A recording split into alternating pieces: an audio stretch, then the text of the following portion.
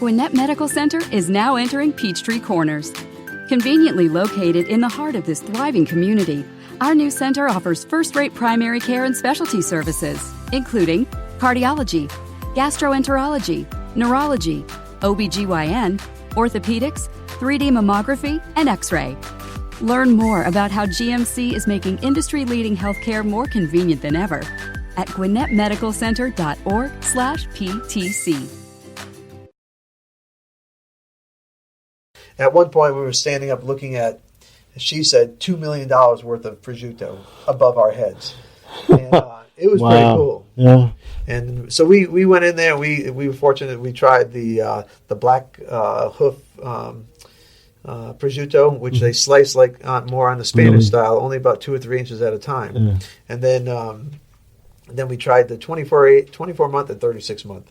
Okay. And I will tell you, they melted in our mouths. It was really good. You're listening to Peachtree Corners Life, a weekly online radio show sharing ideas, opinions, and news about the city of Peachtree Corners. Now, your host, Rico Figliolini. Hey everyone, this is Rico Figliolini at Peachtree Corners Life and Peachtree Corners Magazine. I have a really great guest. We're going to get into a conversation today with Cliff Bramble from Noblefin. Hi everybody. So thanks for having me. Yes, this is going to be fantastic. He's been to a place I've been to, but the continent anyway, and part of the country, but not in the same way that Cliff has done it. So we're going to talk about that in a few minutes. But ahead of that, I want to just thank a few people, a few sponsors that we have. So Atlanta Tech Park first, because Atlanta Tech Park here in Peachtree Corners is our sponsor with this podcast room where we're doing this out of. It's an accelerator. One of our other sponsors, Prototype Prime, is a incubator. So when you get to that start-off space and you're a startup and then you get growing a little bit more, you come to a place like this. Lots of workshops here driven by a lot of talented people, a lot of office space, event space as well. Right down the block is Annerby Brewery, I think it's called. And there's a bunch of places. So, and this road that we're on actually is the autonomous track that's going to be featured at the Smart City Expo, who, by the way, we are a media sponsor for, and that's happening in September 11th, 12th, and 13th. Smart City Expo, that's actually based out of Barcelona. It's the World Expo. This is the first North American expo that's happening. We're a media sponsor for them. And the city here will have the first and probably only off-site demo from that expo, showing people this track, the abilities of what to use here, how this track in autonomous fashion and smart technology can be a great use for a lot of different companies. So that's that. And one last mention is Gwinnett Medical Center. I got to say, they are a new sponsor. They're entering Peachtree Corners now. In fact, today, when we're taping this, is their grand opening day. And if you want to learn more about their services offered at GMC Primary Care and Specialty Center at Peachtree Corners, you need to visit gwinnettmedicalcenter.org/PTC. Now that I've gotten all that out of the way, a mouthful. Yeah. Let's get into the sort of the meat of it, the meat of potatoes, but not potatoes, right? Lots of meat. So this is a culinary adventure. Cliff owns Noblefin Restaurant. Yes. And he owns a company called Hungry Hospitality, which is a consulting firm, right? Yes, restaurant and hotel consulting firm, yes. Excellent. So you help other businesses. I mean, you have a successful restaurant here in Peachtree Corners, and you help other businesses? Well, yeah, I help other businesses do a lot of different things, from human resources to financials. There's a lot of avenues in a restaurant that people need help or guidance with. Right. So I try to help them out using my 40 years of experience. So hopefully I can help somebody. Excellent. But the topic today, of course, is close and dear to my heart because I love food. My doctor tells me I need to stop eating so much pasta, but you've been to Italy lately. I have, and I will tell you, we had the fortunate experience of being able to eat at a lot of different areas throughout Rome and Florence and Cinque Terre. We went all the way down to Amalfi and Positano and Praiano. So we were very fortunate to eat a lot of different areas, in a lot of different areas, and experience a lot of the different culinary delights throughout Italy. That is cool. And that is a place I would love to go. The Amalfi Coast is supposed to be beautiful. The Amalfi Coast is fantastic, but when you go there, you better wear sneakers. There's a lot of stairs. If they tell you there's 20 stairs, there's 200. Really? Wow. Oh yeah, there's a lot of stairs, and they've been there probably 200 years. Yeah. And I saw one of the videos you posted to Instagram, and you said be careful, and I saw this car whizzing by. Oh yeah. So in Amalfi and Positano and Praiano, there's really a 2-lane street, and on that 2-lane street, there's a little 6-inch white stripe on the left hand or right hand side of the street. So you have 6 inches to really stay on the left or right hand side before those cars whiz by. Wow. And you could be in a little tiny car coming by, or a little moped or Vespa coming by, or you could have a big SITA bus. It's SITA bus. It's a local bus, and they whiz by pretty quickly, so you have to pay attention. Yeah. Now you've so where was the first? The first picture that we have. I got to show this. Let's show that first picture. This was the bistecca. Oh, the bistecca Florentina. Yes. So in Florence, everybody is a lot of people are aware of. In Florence, you're going to have a bistecca Florentina. And interestingly enough, they have them cooking from gas, coal, and also wood in different areas over there. And this one restaurant that I went into, I think you probably see the pictures up there now. Yeah. This is a little late to see on this. So. Yeah, so the picture will be coming up. But interestingly enough, is the cool part is that they will slice the steak for you, whatever one that you want, and they're going to cook it right over there. Really? And we went and we said, hey, as a family, we have to go and at least try one of these. And I will tell you, it was a great experience. Very succulent, very moist, nice and salty. It was a great adventure. So you just picked out which one you want in that picture? Ours was a big old ribeye. And so as much as there's a lot of flavor in it, some people say, hey, I'm a filet person, but the ribeye that we had there, it was awesome. And the way they cook it, it's Florence is known for the bistecca Florentina. And how do you find Italian restaurants? I mean, restaurants outside the U.S. anyway. How do you find? It's tough because there's so many of them. But there's a lot of asking people, a lot of asking the locals. And if you go into Florence or even Rome and you see people with their menus in their hand and they're trying to flag you in, that's probably not the one to go to. You want to ask a local, hey, where do the locals hang out? Right. And I did find one place in Florence beside the bistecca or the steak one was a little tiny place that seated about 15 people. And man, I had the best lasagna I've ever had. For €6, it was the best lasagna. And we tried to go back there at nighttime, but we could not find the place because it was in a little alley and nobody was around. Oh, that's funny. It's like these moving places. Must be like Harry Potter. The walls closed up. Yeah. Well, it was so hot there. We just wanted to be somewhere in between walls so the sun wasn't going on us. But you ask a lot of local people and just and cross your fingers that they know. That's cool. And the small places, obviously, 15-seat place. You wonder how they make any money. I was wondering that myself. And, there's a lot of places throughout all of Italy, and they're only, under 50 seats. So in America, we have these large restaurants that have 150 seats. And over there, there's no question. I thought the same thing. I'm like, wow, they have to serve a lot of people here. Either that or they're not paying much rent. Well, I know in Sicily, where my wife comes from, that some of the places we went to, they own the building. Yes, they live upstairs, maybe, and they just open it's been in their family for 100 years, maybe. Absolutely, yeah, that's awesome. Yeah, so I met actually somebody who exactly what you're saying, and she was in Manarola. And I went to her place probably 3 or 4 times in the morning, and then she had this Mac Daddy espresso machine. It was like, and I said, man, that machine has got to go for $15,000-$20,000. She goes, 18,000 euros. Really? And so I spoke with her, and she said, hey, this is my family's house, and we've had this for 50 years. Yeah. And same thing, exactly what you're saying. So it was cool. She was a very nice person. Cool. The next one that we have is the panini photo.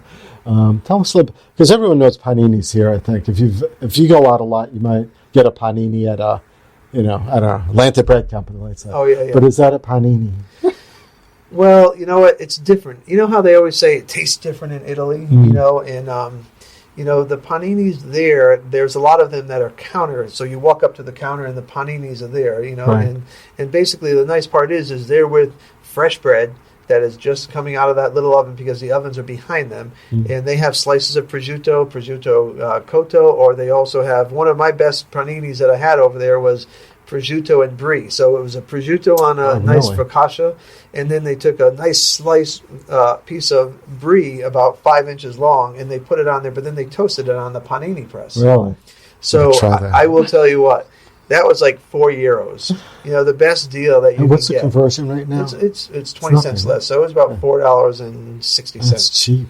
It was inexpensive, and you get a great sandwich. So the paninis, a lot of people will go to Italy and say, hey, I don't know where I'm going to go. What am I going to eat? But if you're going through the train stations or the bus stations, or even some of the food halls, you're going to see that there's all types of places that you can just walk up to and say, I'll take the buffalo mozzarella and the tomato. Right. It's nothing like, if you went to New York, you got the hot dog stands in the corner, so you don't find them paninis. Yeah, you won't find you probably find the paninis, but they're going to charge you $15 for Yeah, that too. So in Italy, I will tell you can eat pretty inexpensively at these places and have some pretty good food. Healthy food, too. Compared to what you see on the street food here sometimes. Yes, as a matter of fact, it's interesting. I don't think we had one fried item over there. Really? As I think about it, we had, granted we had some pizza. We had to have some pizza. Yeah. But, in America, there's no question it's different.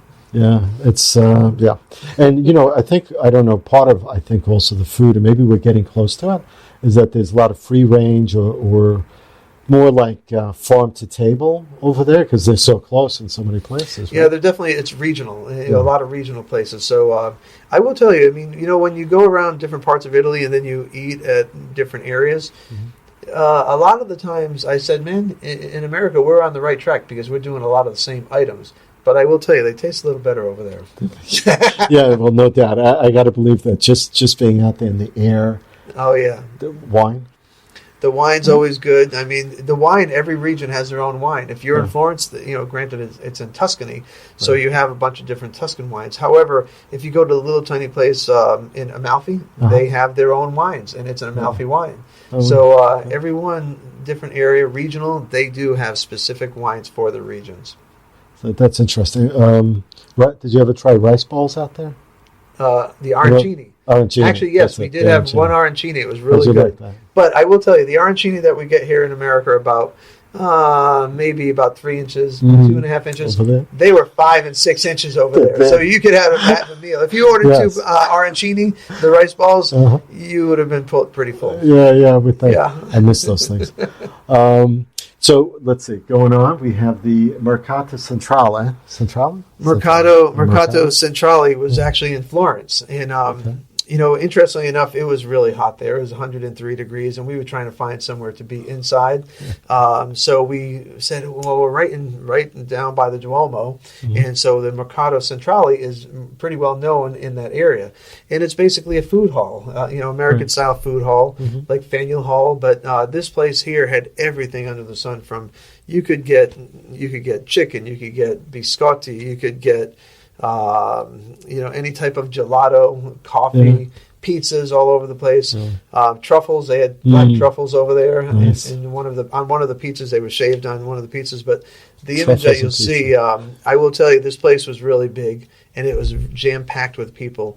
And it was a cool place. You could get it. You could go from stall to stall to stall, and it was a lot of fun in there. Is there any place here in the States that comes close to that experience? Well, you know what? With all the food halls going up, you look at Krog Street Market. And Krog Street Market, they've done a great job with them. David did a really nice job with that place over there. And are they modeled after some of these places in Europe? They could be because.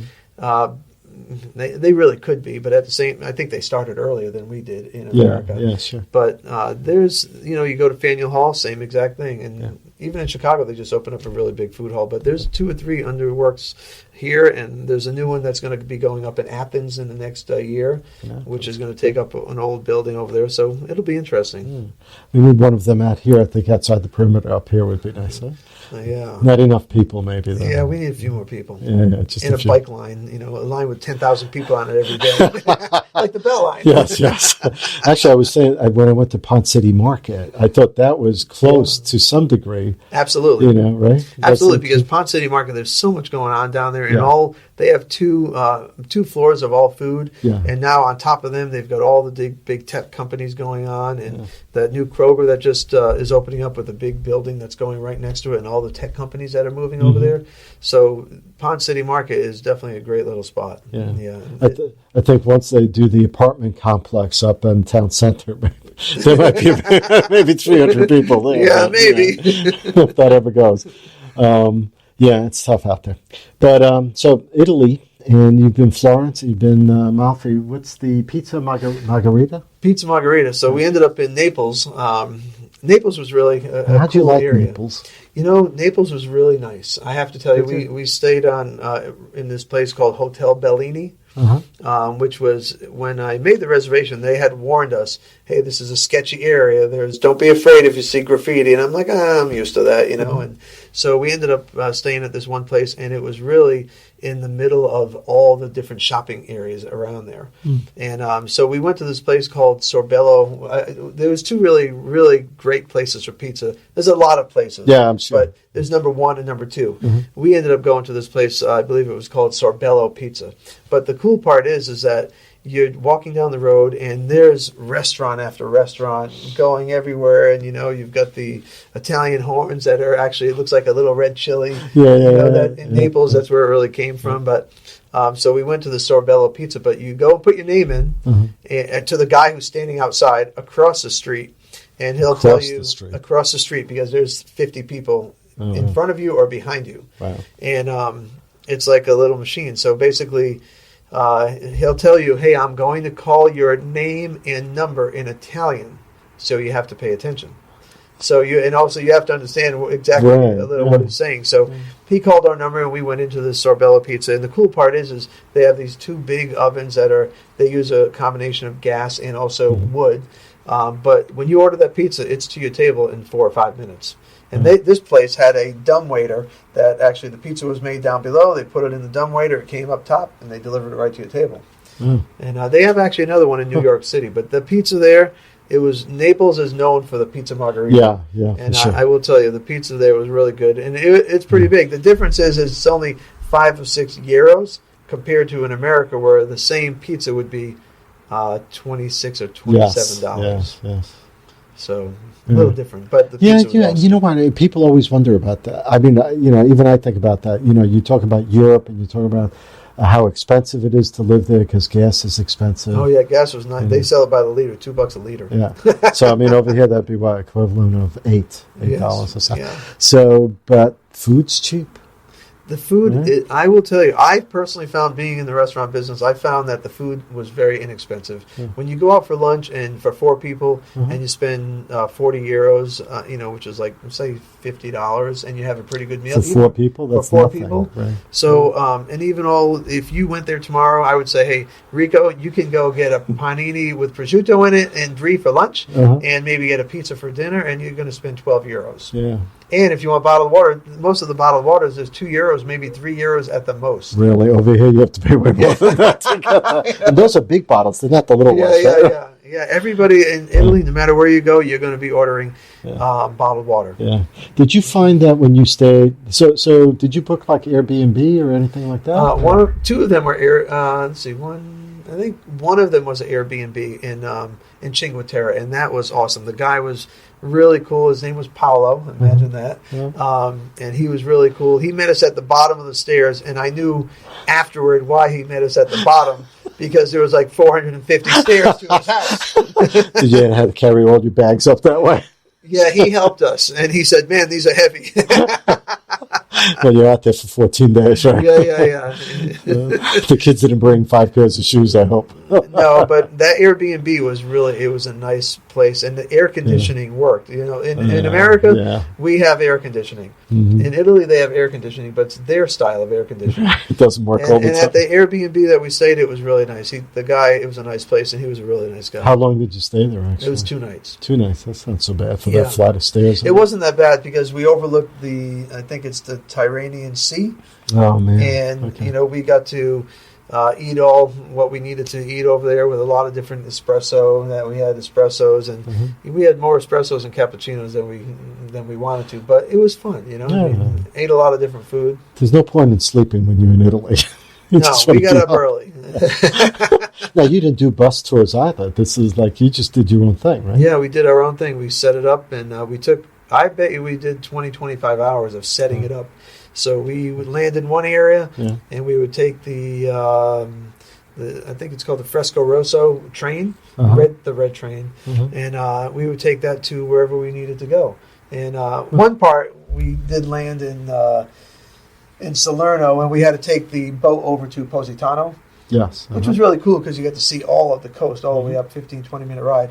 And we were supposed to we had a taxi cab waiting for us with our name on it, Bramble family. And we missed that one. We missed that one by an hour because we went up 800 stairs instead of going up the 70 stair level. Oh, my God. So that was a challenge, but we figured, but we set it all up, and we spent 20, 25 hours getting it together, and it worked out really well. And no travel agent, you just did your own bookings and everything. We booked all of our own stuff, and a few people have asked me, hey, how come you didn't use a travel agency? And we've been there a couple times, but we really knew where we wanted to go. And the difference, I think, what we did compared to some of our friends who went there with travel agencies and with tours, the tour guide will take you to Florence, and you're there for 2 hours. Okay, now it's time to go to the next one. So we stayed, and we kind of felt like we were living in there and living like the locals. Yeah, and that's better, I think. It was fun. I will tell you, I would do it tomorrow.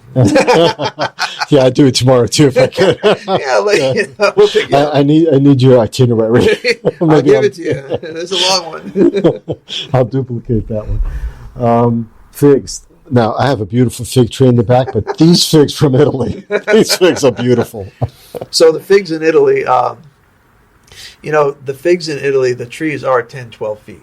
And without a question. And the leaves, when I was walking up in one area, it was in Cinque Terre, where we were walking up this big alley going up to the B&B, and I'm looking and I can see these giant lemons that are on the trees. And then right next to it, they have the fig trees, and these figs, they're probably 3-4 inches wide, and they're all green. And I will tell you what, we had a couple of them. They were awesome. And sweet and tasty. I mean, and you could just pick them right off the tree, just like anywhere else. But it's an Italian fig, and it's almost like a small baseball. So I have some in my backyard, but they're only the size of a quarter. And, oh, wow. That is small. Ours are a little bigger than that. Ours are probably a good 1.5 to 2 inches wide, actually. Yeah. But that was, like I mentioned before we started doing this, that was a clipping from an Italian fig tree. So that was why. But, with American soil, American air, maybe something's different. Well, I don't know. But I will tell you, I know a lot of my relatives many years ago when I was growing up, they would go to Italy and they'd come back with a little piece of a tree. And they knew how to take that tree, put it in water, and let it grow a little bit. And then they plant it. And next thing you know, it was growing in the backyard. My father-in-law was the one with the green thumb. Yeah. Because this thing traveled from Italy to California and to us eventually by a few years. But now it's been there 20 years. So that's awesome. Italian fig tree. Yeah, love it. Sweet stuff. And I don't know what people... can you cook with figs? I don't even know. Or is it just some fruits you can... Figs, yeah. I mean, you can. I mean, but there's a lot of people, a lot of chefs definitely take them, they slice them in half. They'll put a little goat cheese on them, or they'll put a little honey on it as well. Yeah, honey. And just eat them the way they are. Huh. Yeah. I haven't done the goat cheese, prosciutto is a nice salty meat. Prosciutto, I'll tell you what, the prosciutto, we were fortunate. We went to Parma.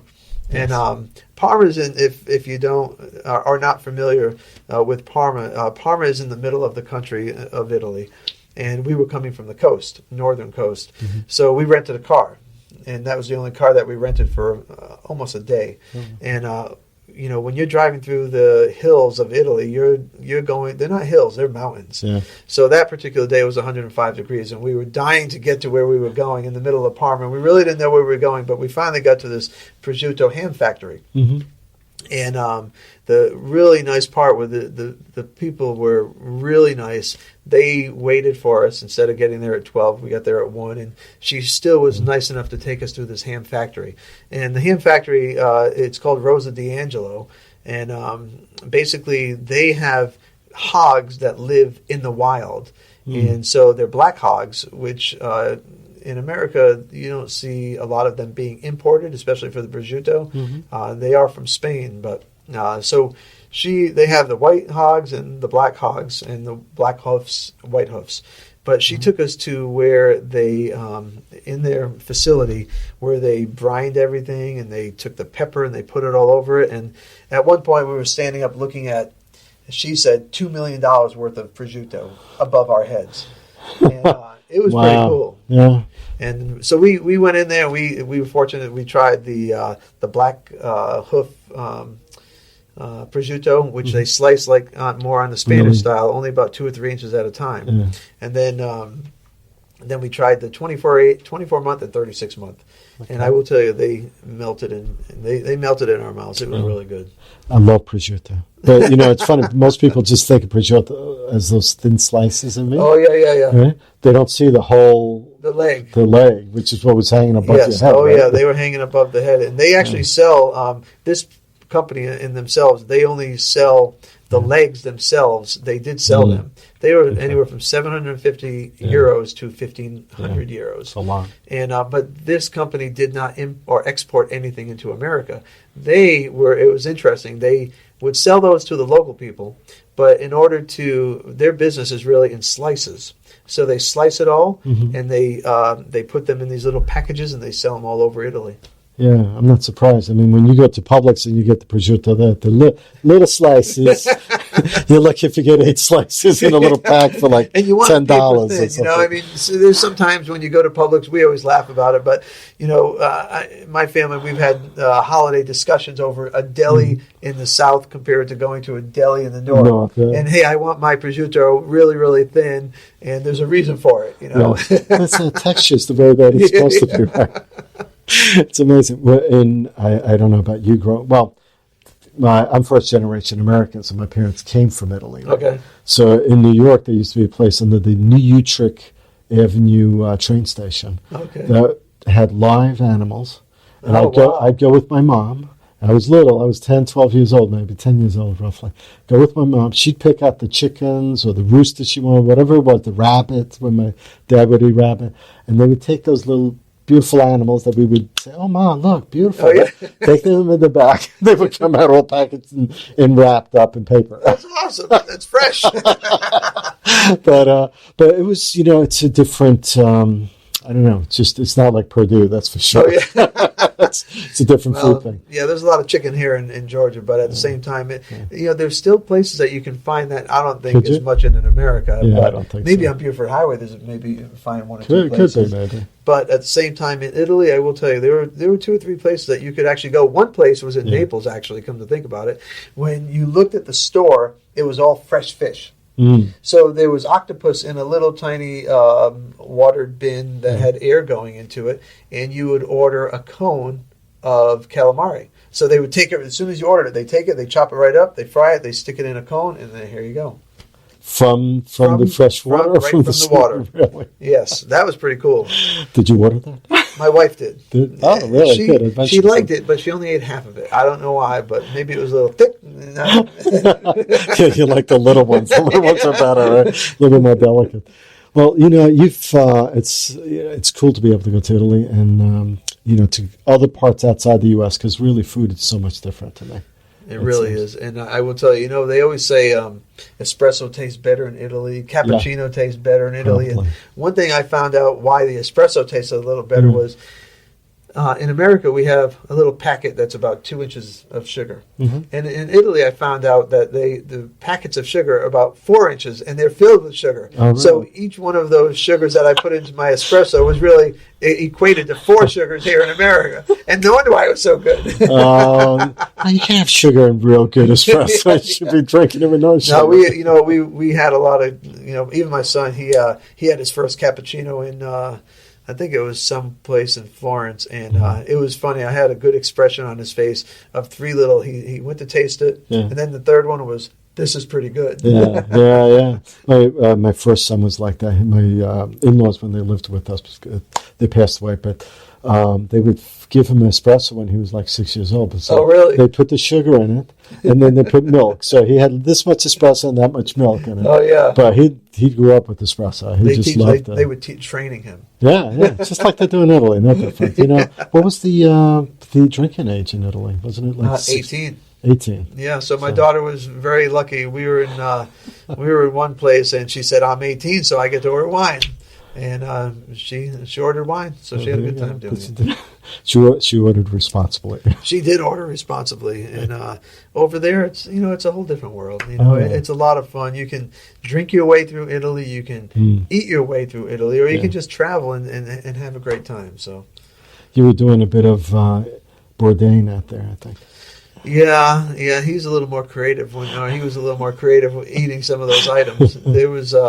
I don't know if I would have eaten the grasshoppers. There were two or three areas that we went through that we could have gotten food like that. Really?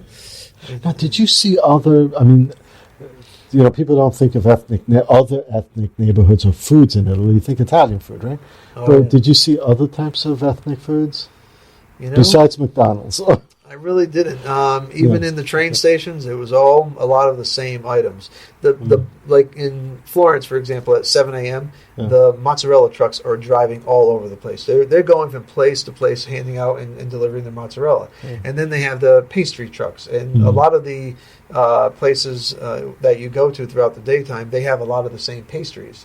And they all come from one or two of the different companies. Yeah, I'm sure. Yeah. And they're out delivering all the time. But as far as different types of food, I have to tell you, I wasn't looking Chinese for it. food, I Indian wasn't. Food. No. There was a Chinese restaurant that we went by at one point, and there were a few people in there, but we weren't looking for that. No, of course not. But it's interesting to see if other places have that. Cool. So we are. I don't know. We've went through. I wish I had more of the pictures actually online that we could show, because there was a lot more pictures. So what I'm going to do is I'm going to post show notes to this. So when you go to my website, livinginpeachtreecorners.com, you'll see a gallery of some other pictures that Cliff shared with us. Absolutely. Of the prosciuttos. I think we had the prosciuttos hanging. Yes. We had that. So we had other pictures as well. So, and I'll share the link to Noble Fin, so this way you can visit, because August 5th is Oyster Day. National Oyster Day is this Monday. But I'm going to tell you, I'll give everybody, just because you're listening to this, if you come in Saturday, we're going to do National Oyster Day on Saturday. Dollar oyster, it's called Rock and Raw, Rockefeller or Raw Oysters, from 4 to 7 at the bar. But last year on National Oyster Day, I think we went through 2,500 oysters in 4 hours. Really? So last time I had oysters was in Manhattan back, 2 decades ago. Oh, really? Yeah. Oysters and whiskey, I think we had. Every oyster. We had a gentleman who brought his 10-year-old son in a couple of weeks ago, and interestingly, he said, hey, he eats oysters. And one of the little kid did was smell it first, and then he ate it, which was very, very smart, because some people, if you don't smell it first, everyone we open, we have to smell it. Yeah. But for this little kid, it was pretty smart that he smelled it first. Okay. You want to make sure it's perfect. I think every little kid wants, they smell it. Does this smell good? Should I eat it? They'll know if it's not good. So would there be anything different you'd do that you didn't if you went back again? Anything different that you'd share that you would do that you learned along the way? Sometimes when we went to Rome for a day and a half, and I think that was plenty. Florence we always like to stay in Florence a little longer, because Florence is so beautiful, and we got to see a lot of different things over there. But we didn't go to Venice this time. We had been there previously. But, more importantly is if you go through little Airbnbs and you find the nice ones, or the small hotels, because the places that we stayed in all had probably under 40 rooms, maybe even under 30. But you get to know a lot of the people. So, I like to say, if we would do anything different, we'd probably stay in Manarola or Cinque Terre, one region, more days. Okay. Amalfi, we were there for 4 nights. I think that's good. 5. Yeah. That was pretty cool. I mean, that's a beautiful area. So if you don't want a touristy trap place where you're going from place to place every single night, stay in some places in areas 2 or 3 nights instead of 1, or maybe 4 nights, and take day trips to different areas. How'd you do the day trips? Was that did they have Ubers type of They didn't have Uber. For example, in Amalfi, we stayed in a area called Praiano, which is south of Positano and north of Amalfi. So they have a little bus called the Sita bus, and it's not little; it's a big old bus. Mm-hmm. And excuse me. So that bus was only $1.80 in euros, for example, and you could take it 30, 40 miles. The challenge is during the summertime, there's a lot of people on it. So we took a lot of we lived like the locals. We just jumped on that little bus and waited. Really? Yeah. Okay, sounds cool. We've been here with Cliff Bramble, owner of Noble Fen and Hungry Hospitality, sharing his advice on restaurants and all sorts of business aspects of the restaurant business, which is a difficult business, I'm sure. It is. Yeah. Restaurant business is a tough business, no matter where you go. It's a tough business. You're trying to please everybody and trying to make sure everybody's having a good time, and that's the goal. Yeah, cool. Cliff, thanks. Appreciate you very much. Out. Thanks for having me. We've been here. Check out my Facebook page, which you're on if you're watching this, or you may be watching this on YouTube or some of the other channels. But the website is livinginpeachtreecorners.com. You'll find links, show notes, more pictures from this. I'll be posting to Facebook as well. And again, I want to thank Gwinnett Medical Center for being a sponsor of this show and some of the podcasts we do, including Capital Sage, which is twice a month. So thank you guys. Appreciate you being with us.